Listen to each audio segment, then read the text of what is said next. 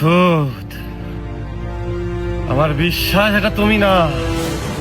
মাসুদ, মনে রেখো, সিরাজউদ্দৌলা মারা গেছে 300 বছরের উপরে, তবুও এখনো সবাই তাকে নবাব বলেই ডাকে। কিন্তু জাফর সে বেঈমানের প্রতীক।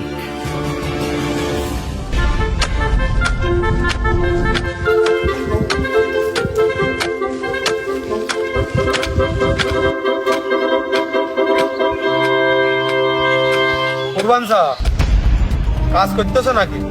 বাপু, কাজ না করলে খাবো কি? চাচা, তুমি যদি ফিরে থাকো দু একদিন, তাহলে ওই যে আমাদের গ্রামের জমিদার পুত্র আসাদ ভাই আছে না, ওই যে বিদেশ থেকে আছে সেদিন, ওই ভার ওই যে বাংলো বাড়ি আছে একটা মাঠের ভিতরে, ওই জায়গায় কিছু কাজ বাকি আছে।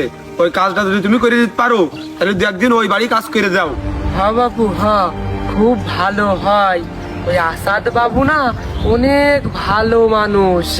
আমার ছেলেটার নিয়ে আমি থাকি, অনেক কষ্ট হয়।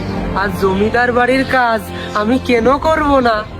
তাহলে ভালো এলো কাকা। ওই কথা হচ্ছে যে জমিদার পুত্র আসাদ ভাই রয়েছে বাড়ি, সে থেকে কি দেখি করতে বলে তুমি আমার সাথে চলো এখনই। এই কাজ পরেও করা দেবে, তোমার বাড়ির নিজের কাজ তো, ওই কাজটা তুমি করে দিয়ে আসো, ভালো ভালো মাইনে দেবে। চলো চলো বাপু, চলো, এ কাজ আমি পরেই করবানে। আসো আসো, আমার সাথে সাথে চলে আসো। রেজাউল, এ জামানায় 10 হাত মাটি খুঁড়লে 10 টাকা বেরোবে না। নিজের দায়িত্ব ভক্তির সাথে পালন করা শেখো। সাহেব, ইট খোলার লিভার আসলো, তা আমি ওদেরকে বলেছি আপনার সাথে কথা বলে ওদেরকে জানাবো, তারপরে কাজে ওরা আসবে। না না, ওদের আসার প্রয়োজন নেই। আমি গিয়ে দেখি ওরা কত দূর কি করেছে। যদি আমার পছন্দ হয় আমি নিজেই যাবো ওদের সাথে কথা বলতে।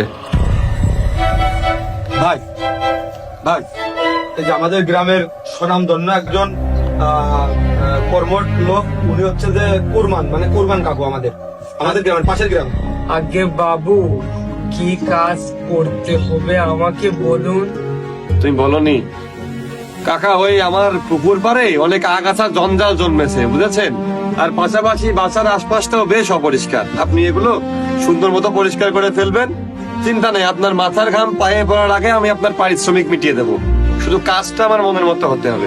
ও কিন্তু সাবধান, আর একটা কথা, আমার বাগানের আমার কোনো শখের গাছ যেন নষ্ট না হয়। জি জি জি বাবু, আপনি যেভাবেই বলবেন আমি সেইভাবেই করে দেব। তাহলে মাসুদ, তুমি যাও, কাকাকে তার কাজগুলো দেখিয়ে দাও। আমি রেজাউলের সাথে কথা শেষ করে আসছি। ও হ্যাঁ,